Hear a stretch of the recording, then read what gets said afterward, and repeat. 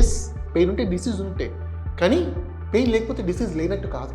నా pain unfortunately మన dental ఇష్యూస్లో pain is the last symptom. నేను చాలాసార్లు చెప్తా ఉంటాను, ఒక టూత్లో పుచ్చు స్టార్ట్ అయ్యి పై పొరకి, రెండో పొరకి, మూడో పొరకి వచ్చేంత వరకు కూడా పెయిన్ రాదు. చిగురులో ఇన్ఫ్లమేషన్ స్టార్ట్ అయ్యి ఇన్ఫెక్షన్కి వెళ్ళేదాకా పెయిన్ రాదు. ఒక టూత్ కొంచెం విరిగిపోయి చాలా ఫ్రాక్చర్ అయ్యేంత వరకు పెయిన్ రాదు.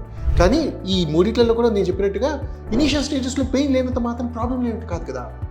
సో చిన్న సమస్య ఉన్నప్పుడు treatment is quite very easy. But once pain స్టేజ్కి రీచ్ అయిపోయాక most of the treatments are irreversible. దీంట్లో మనం ఆలోచించాల్సిన విషయం ఏంటిది అని అంటే, పెయిన్ లేకపోవడం మాత్రమే, లేదా పెయిన్ని మాత్రమే సిమ్టమ్గా కన్సిడర్ చేసి సమస్య లేదు అని అనుకోకూడదు. సో పెయిన్ ఉంటే సమస్య ఉన్నట్టు, పెయిన్ లేకపోయినా కూడా సమస్య ఉండడానికి అవకాశం ఉన్నట్టు. సో సమస్య ఉందా లేదా అని తెలుసుకోవాలంటే you have to see the dentist.